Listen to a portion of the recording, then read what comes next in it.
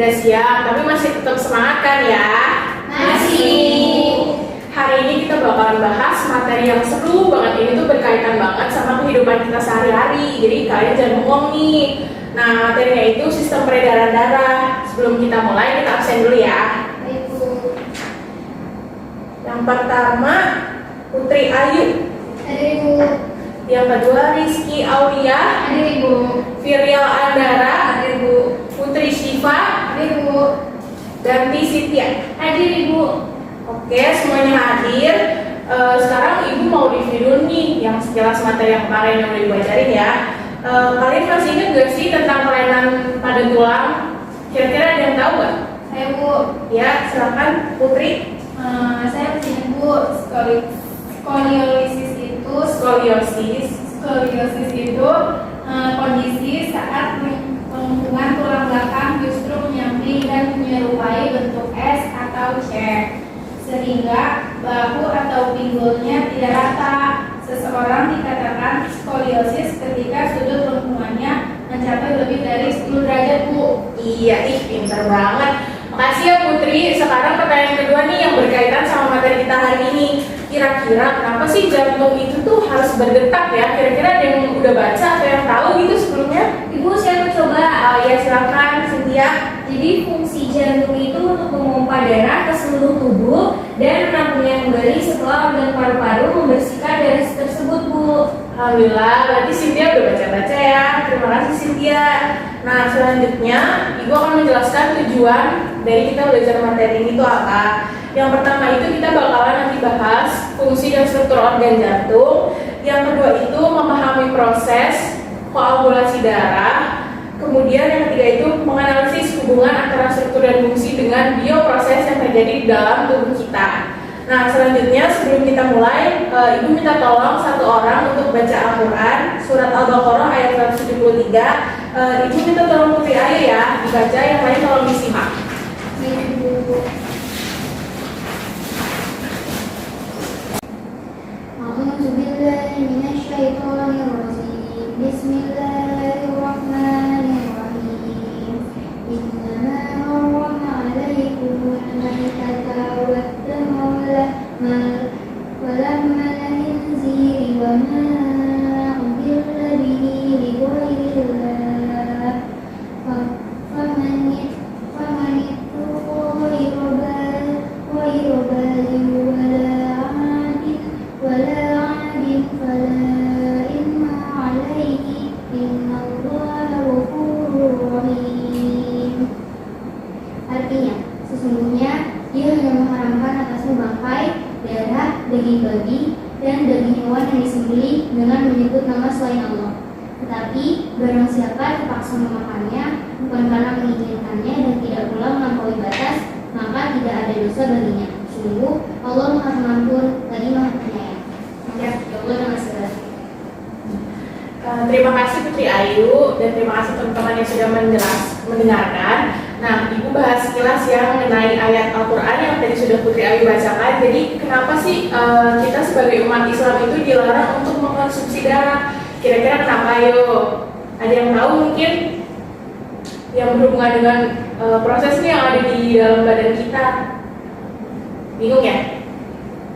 Ya, Bu, masih bingung. Bingung. Jadi gini, kenapa umat muslim itu diharamkan nih mengkonsumsi darah? Karena kan darah itu kan hasil dari bioproses yang ada di tubuh.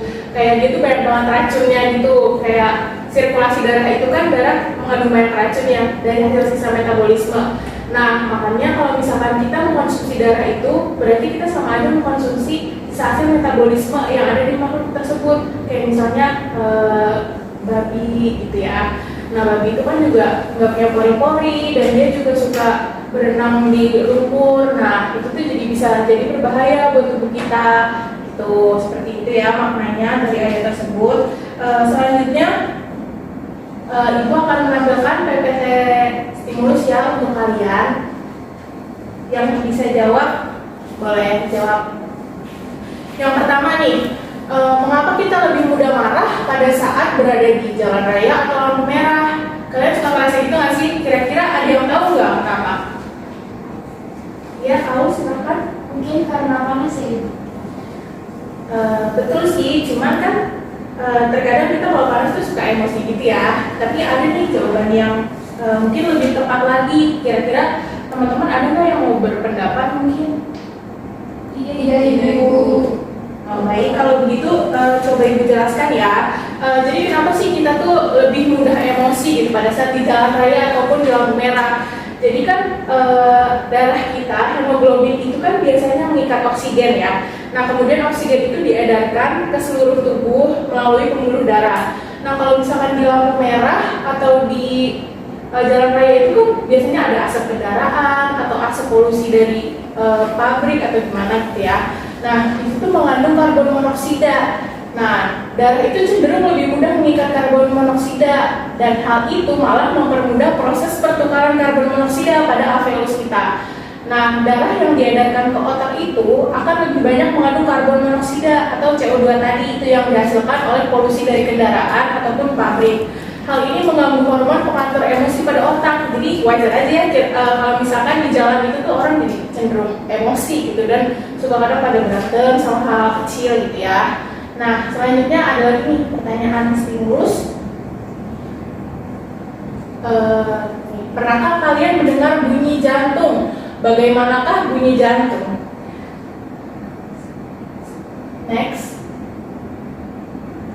Nih, bunyi jantung normal memiliki dua irama, yaitu luk-duk yang berulang. Suara ini berasal dari aktivitas katup jantung yang membuka dan menutup ketika darah mengalir melalui jantung. Nih ada gambarnya ya, maksudnya katup jantung itu tuh yang ini nih, katup jantung. Jadi ini bunyi gitu, bunyi luk-duk. Jadi bukan deg-degan ya, bukan deg-deg gitu. Jadi bunyinya luk-duk gitu. Selanjutnya nih, mengapa jantung berdebar saat berolahraga? Nah, ini jawabannya. Saat berolahraga, maka tubuh kita akan memerlukan oksigen yang lebih banyak di jaringan. Sehingga untuk memenuhi suplai oksigen tersebut, jantung harus bekerja lebih cepat dalam memompa darah ke seluruh tubuh. Maka dari itu, denyutan akan terasa lebih cepat dari biasanya. Nah, seperti yang udah kita ketahui nih, oksigen itu kan dibutuhkan untuk metabolisme nih, dan dibutuhkan juga untuk kita beraktivitas gitu. Jadi makanya kenapa jantung memompanya lebih cepat, karena ini memenuhi suplai oksigen seluruh tubuh akan bekerja lebih cepat. Nah tadi kan kita udah ini kan sedikit stimulus gitu buat kalian biar panas nih, biar panas dikit. Nah selanjutnya Ibu mulai masuk ke materi ya yang bakal kita bahas sekarang. Nah, sistem peredaran darah pada manusia. Next. Nah, selanjutnya ini ada struktur organ jantung. Yang pertama ini ada right atrium atau serambi kanan. Yang kedua ada right ventricle atau ventricle kanan yang biasa disebut dulu pas SMP itu bilik kanan. Yang ketiga ini ada left atrium atau serambi kiri. Yang keempat di sini ada left ventricle atau ventricle kiri atau biasa disebut bilik kiri ya.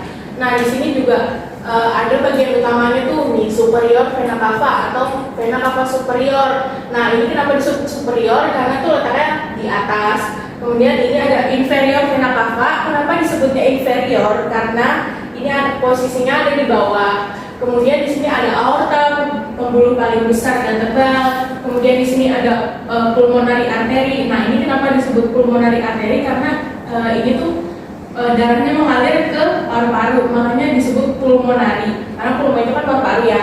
Nah, di sini juga ada pulmonary vein, ini yang dari paru-paru masuk ke jantung. Kemudian ini juga ada pembuluh aorta segala macam. Next. Nah, ini fungsi jantung yang tadi Cynthia udah jawab. Fungsi organ jantung. Salah satu fungsi jantung adalah untuk memompa darah ke seluruh bagian tubuh. Selain itu, fungsi utama jantung lainnya yaitu untuk menjaga ritme detak jantung dan menjaga darah. Next. Nah, di sini tuh ada proses pembekuan darah. Nah, jadi yang pertama nih, misalkan yang pertama kali kan kita luka nih, misalkan luka terus berdarah nih. Misalkan Putri Ayu nih luka, kan darahnya mengalir nih keluar atau memancar. Nah, kemudian di sini tuh sel darahnya di situ akan mengirim sinyal nih ke otak. Nah mereka tuh buru-buru nih nih lari, ada yang luka nih di daerah sini. Nah, di sini tuh nanti pembuluh darahnya akan menyempit ya. Jadi kan di sini awalnya besar nih pembuluh darahnya. Nah, di sini akan menyempit, terus sel darahnya itu akan menutup lukanya. Jadi kayak pasukan nih tutup gerbang yang di sini karena di sini luka. Tuh. Kemudian di sini tuh akan terbentuk benang fibrin. Setelah sel darah ini menutupi luka tersebut, akan terbentuk benang fibrin dan lukanya jadi tertutup dan darahnya nggak keluar lagi gitu. Next. Nah, ini proses peredaran darah pada manusia. Nih, ibu di sini ada ini ya, ada flashcard. Nih, di sini isinya tuh bagaimanakah proses urutan peredaran darah kecil. Kemudian di sini juga ada proses peredaran darah besar ya. Nah, selanjutnya ibu akan membahas sistem peredaran darah pada manusia yang kan dibagi dua nih. Pada manusia yang pertama ada sistem peredaran darah besar, ada sistem peredaran darah kecil. Nah, kita bahas dulu yang sistem peredaran darah kecil. Di sini kita bisa lihat peredaran darah kecil itu dimulai dari bilik kanan. Bilik kanan itu yang ini ya. Nah, kemudian dia jalan nih lewat arteri pulmonari nih ke paru-paru. Nah, di paru-paru ini bakal masuk ke alveolus, terus jadi proses pertukaran oksigen dan karbon dioksida. Nah, makanya warnanya berubah kan, tadinya dari biru terus jadi merah. Nah, dari merah ini dia lewat ke vena pulmonari. Setelah dari vena pulmonari ini kembali ke jantung lewat serambi kiri. Nah, itu sistem peredaran darah kecil. Kemudian sistem peredaran darah besar itu dimulai dari bilik kiri. Bilik kiri itu yang ini ya, bilik kiri. Jadi darahnya itu jalan ke pembuluh aorta, yaitu pembuluh paling besar karena dia mengalir ke seluruh tubuh kan. Nah, dari pembuluh aorta ini kemudian jalan nih ke pembuluh kapiler di seluruh tubuh. Nah, jadi dia nggak ke paru-paru dulu, langsung ke seluruh tubuh. Kemudian jalan ke vena cava ini nih. Nah, dari vena cava ini kembali lagi masuk ke jantung lewat serambi kanan. Nah, itu prosesnya sistem peredaran darah besar. Next. Itu udah habis materinya. Nah, sekarang setelah PPT konsep materi yang udah dijelaskan tadi, Ibu ada tugas nih buat kalian buat dikumpulin minggu depan, yaitu tugas produk ya. Seru sih ini tugasnya. Untuk bab ini ibu cuma mau lihat nih kira-kira siapa sih yang gambarnya bagus, terus yang pintar mewarnai, terus yang nggak terbiasa pun nggak apa-apa, yang penting udah berusaha gitu. Nah, ini ibu ada contoh tugas proyeknya ya. Jadi tugas proyeknya itu menggambar anatomi jantung beserta bagian-bagiannya. Jadi kalian gambar dulu anatomi jantungnya. Sekreatif kalian aja, kan banyak tuh contohnya ada di buku, ada di internet banyak. Nah, terus habis itu kalian warnain sesuai yang tadi udah ibu ajarkan sistem peredaran darahnya. Kemudian per bagian-bagian anatomi jantungnya itu diberi label nama ya, supaya nggak ketukar nih bagian-bagian jantungnya. Nah, begitu udah jadi, nanti silahkan dibingkai nih si kertas APS atau kertas kanvasnya ini dibingkai supaya nanti bisa kita pajang di kelas, di lab atau di rumah gitu ya. Nah, ini ibu bagian LKPD-nya dulu yang bisa kalian lihat. Ibu ada cara-cara bikinnya, bikin proyeknya ini di sini, sama ada beberapa soal juga yang nanti kalian boleh jawab yang berkaitan dengan materi ini. Nih, ibu bagi dulu ya.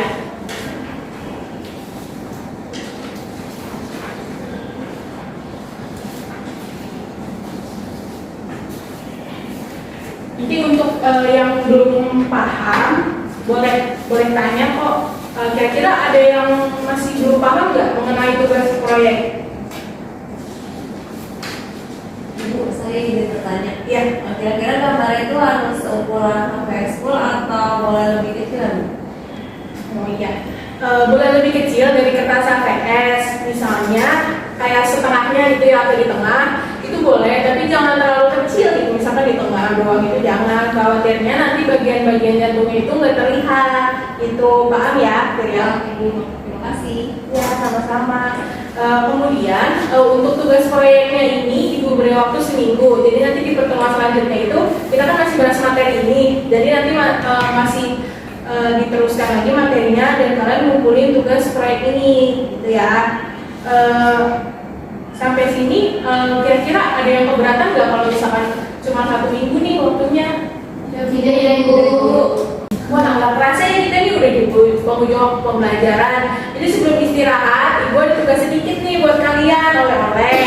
Ibu ada sedikit tugas evaluasi nih untuk kalian. Jadi 5 soal aja sih, nggak banyak. Boleh langsung dijawab di kertas ya. Nih Ibu bagiin dulu kertasnya. Nggak susah kok, berkaitan sama pelajaran yang tadi.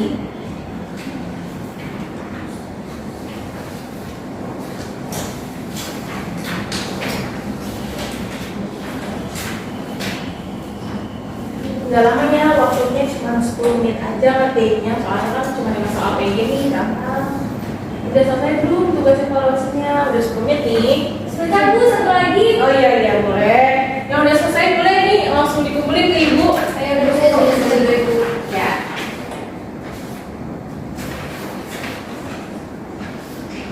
Kasih. Ini tugas evaluasinya buat tambahan nilai ulangan harian ya. Nah, sekarang masih ada 10 menit lagi. Kira-kira ada yang mau nggak nyimpulin pembelajaran kita hari ini itu belajar apa aja? Saya Ibu. Ya, silakan sekarang ya. Pada pembelajaran hari ini, kami mengetahui bagaimana struktur jantung serta fungsinya, bagaimana sistem peredaran darah, dan bagaimana proses pembekuan darah Ibu. Iya, betul sekali. Alhamdulillah, jangan lupa nanti sebelum tidur dipelajari lagi pelajaran yang tadi udah diajarin. Kemudian minggu depan kita bakalan lanjut nih materi ini, kita bahas kelainan darah dan gangguan pada sistem peredaran darah manusia. Nah, untuk pertemuan kali ini Ibu cukupkan sampai di sini. Terima kasih kalian sudah aktif menjawab pertanyaan Ibu. Wassalamualaikum warahmatullahi wabarakatuh.